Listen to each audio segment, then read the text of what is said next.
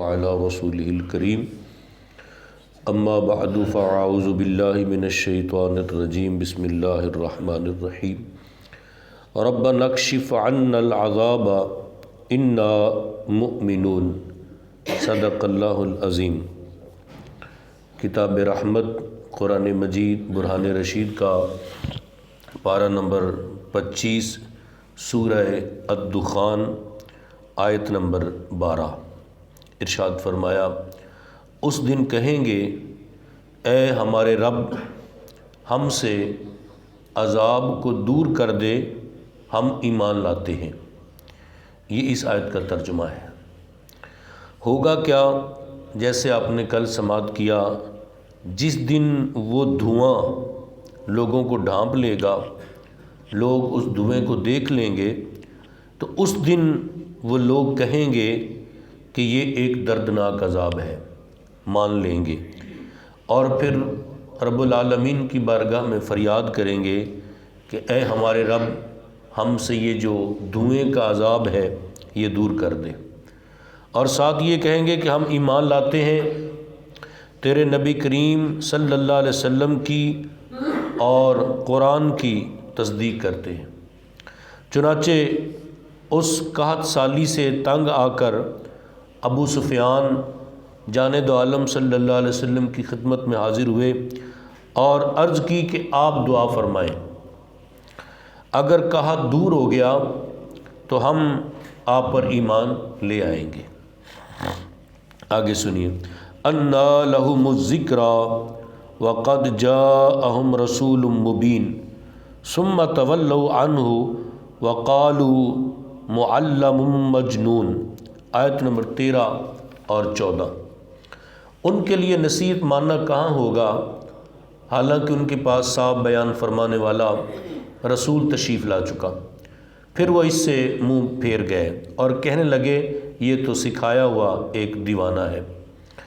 اس آیت اور اس کے بعد والی آیت کا خلاصہ یہ ہے کہ اگر ان سے عذاب کو دور کر دیا جائے، اب تو وہ کہہ رہے نا کہ ہم سے عذاب دور کیا جائے، اگر ان سے عذاب دور کر دیا جائے تو بھی یہ ایمان کہاں لائیں گے، حالانکہ یہ اس سے بڑی بڑی وہ علامات دیکھ چکے ہیں جن سے نصیحت حاصل کر کے ایمان قبول کر سکتے تھے۔ وہ علامات کون سی تھیں؟ وہ علامات یہ ہیں کہ ان کے پاس ایک عظیم الشان رسول تشریف لایا اور اس نے ان کے سامنے روشن آیات اور ایسے مضبوط معجزات کے ذریعے حق کے راستوں کو واضح کیا کہ انہیں دیکھ کر پہاڑ بھی اپنی جگہ سے سرک جائے۔ لیکن میرے حبیب صلی اللہ علیہ وسلم کی طرف سے پیش کی گئی روشن آیات اور مضبوط معجزات دیکھ کر بھی یہ لوگ ان سے منہ پھیر گئے، اور صرف منہ پھیرنے کو ہی کافی نہیں سمجھا بلکہ ان کے متعلق یہ افتراء بھی کرنے لگے کہ یہ تو کسی آدمی کی طرف سے سکھایا ہوا ہے اور دیوانہ ہے، جسے وحی کی غشی طاری ہونے کے وقت جنات یہ کلمات تلقین کر جاتے ہیں۔ قرآن مجید کی حقانیت کو دیکھ کر کفار بہت زیادہ بکھلا گئے تھے۔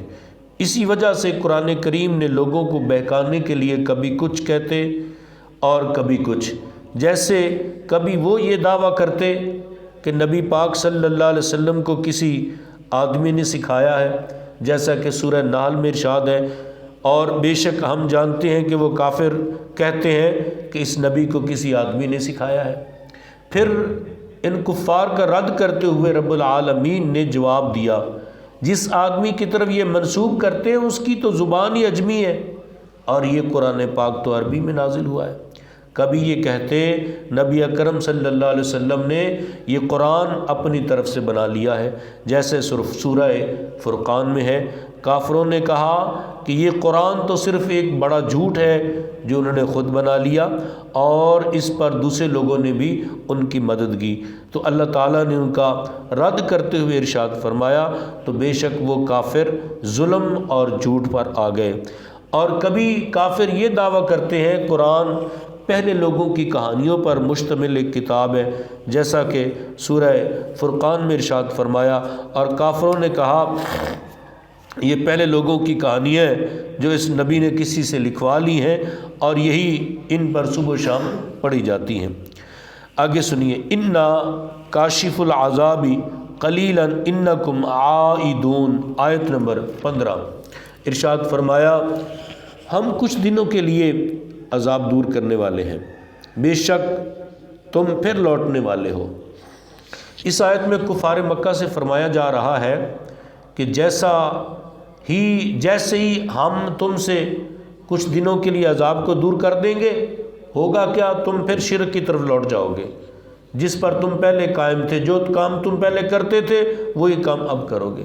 اس سے مقصود تنبیہ کرنا ہے کہ وہ لوگ اپنے وعدے کو پورا نہیں کریں گے، کیونکہ ان کا حال یہ ہے کہ جب کسی مصیبت کی وجہ سے عاجز ہو جاتے ہیں تو پھر اللہ کی بارگاہ میں گڑ گڑاتے ہیں، اور جب ان کا خوف اور مصیبت دور ہو جاتی ہے تو اپنے کفر اور آباء و اجداد کی اندھی پیروی کی طرف پلٹ جاتے ہیں۔ چنانچہ نبی پاک صلی اللہ علیہ وسلم کے صدقے ان کی مصیبت دور ہو جانے کے بعد ہی ایسا ہوا۔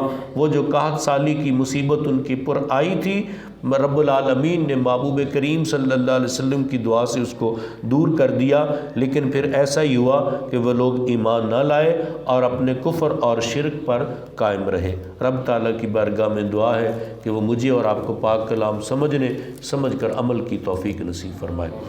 اللہم صلی